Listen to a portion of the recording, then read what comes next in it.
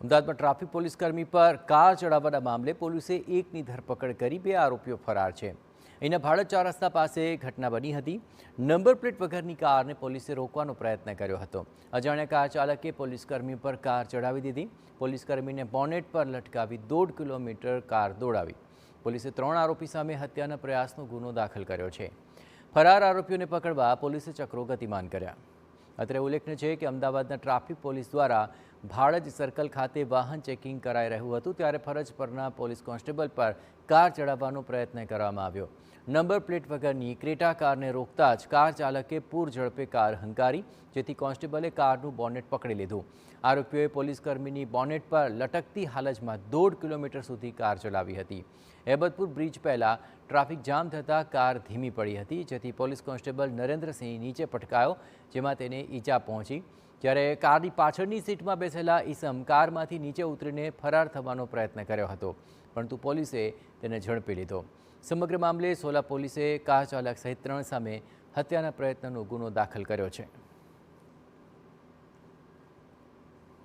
Police constable Narendrabhai રાયસિંગભાઈએ bonnet પકડી ત્યાંથી આ કાર ચાલકે એસપી રિંગ રોડ તરફ કાર હંકારી મૂકતા ત્યાંથી 1.5 કિલોમીટર સુધી કારને ચલાવેલ।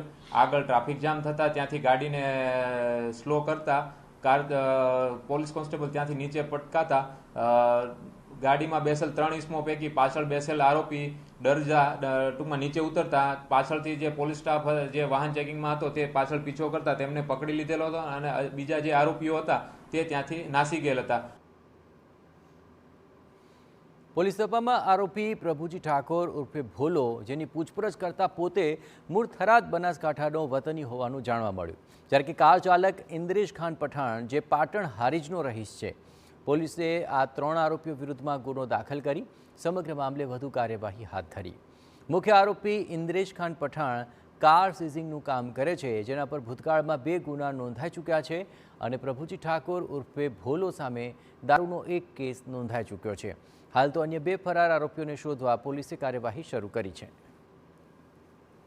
હાલ એ અંગેની તપાસ ચાલુ છે। હાલ જે પકડાયેલ જે આરોપી છે તે સહ આરોપી છે અને ડ્રાઈવર જે હતો તે અગાઉ ગુના કરવાની ટેવવાળો હતો, તેના વિરુદ્ધ અપહરણ 326 જેવા અગાઉ ગુના દાખલ થયેલા છે। એટલે ગુનાહિત માનસિકતા ધરાવતો આરોપી છે, જેથી એવી માનસિકતાને કારણે તેણે આ ગુનો કર્યો હોય એવું હાલ સુધી જણાઈ આવે છે।